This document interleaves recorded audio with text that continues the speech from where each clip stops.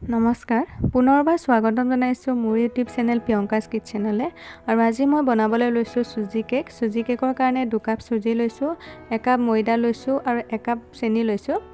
আৰু এতিয়া মই চুজি 2 কাপ গুড়ি কৰি ল'ম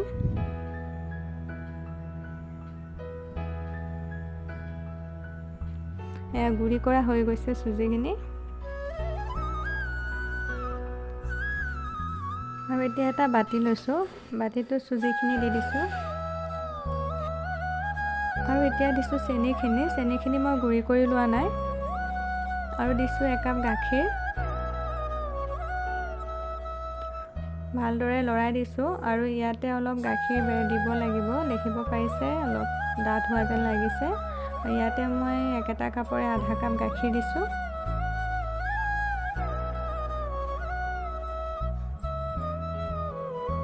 আৰু এতিয়া এইখিনি মই 10-15 মিনিটৰ কাৰণে ঢাকি থম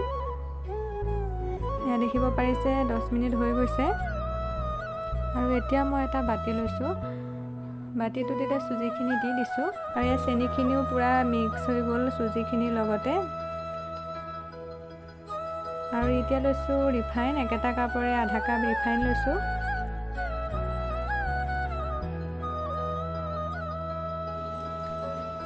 ভালদৰে ফেটি লৈছোঁ আৰু এতিয়া লৈছোঁ একেটা কাপৰে 1 কাপ ময়দাখিনি মই চালি লৈছোঁ কাৰণ ময়দাৰ ভিতৰত গোটা অলপ থাকে সেয়েহে মই চালি লৈছোঁ আৰু ইয়াতে মই দি দিম বেকিং পাউডাৰ এচামুচ দেখিছে ডাঙৰ চামুচৰ এচামুচ দিছোঁ আৰু একেবাৰে সৰু চামুচেৰে অকণমান দিছোঁ মই খোৱা চ'ডা আৰু অলপ গাখীৰ দি দিছোঁ আৰু আপোনালোকে অলপ গাখীৰ দি ল'ব কাৰণ বেছি ডাঠ হ'ব নালাগে এনেধৰণে আপোনালোকে ফেটি ল'ব বেছি ডাঠ হ'ব নালাগে আৰু বেছি পনীয়াও হ'ব নালাগে দেখিছে এনেধৰণে ফেটি ল'ব আৰু এটা বাটি লৈছোঁ আৰু ইয়াতে মই এখন কাগজ লৈছোঁ কাগজখন বাটিটোৰ জোখত কাটি লৈছোঁ আৰু বাটিটোত এতিয়া অলপ ৰিফাইন তেল দিছোঁ ৰিফাইন তেল দি চাৰিওফালে দেখিছে মই লগাই দিছোঁ চাৰিওফালে সানি দিছোঁ আৰু এতিয়া মই কাগজখন দি দিলোঁ আৰু এনেধৰণে দিলে আপোনাৰ কেকটো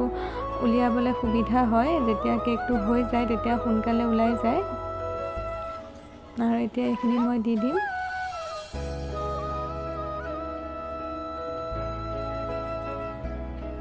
হৈ গৈছে দিয়া এনেধৰণে দিব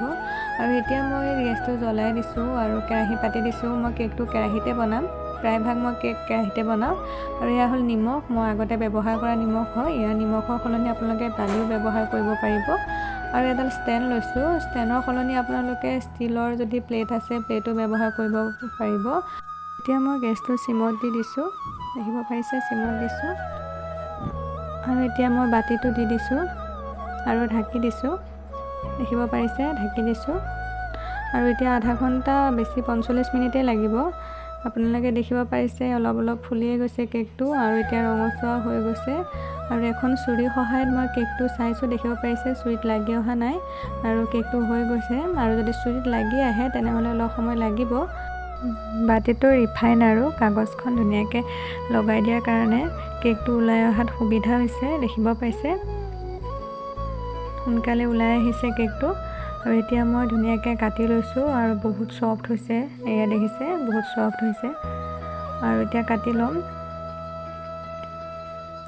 আৰু দেখিব পাৰিছে বহুত ধুনীয়া হৈছে আমি ঘৰতে এনেদৰে চুজি কেক বনাই খাব পাৰোঁ আপোনালোকে এবাৰ ট্ৰাই কৰি চাব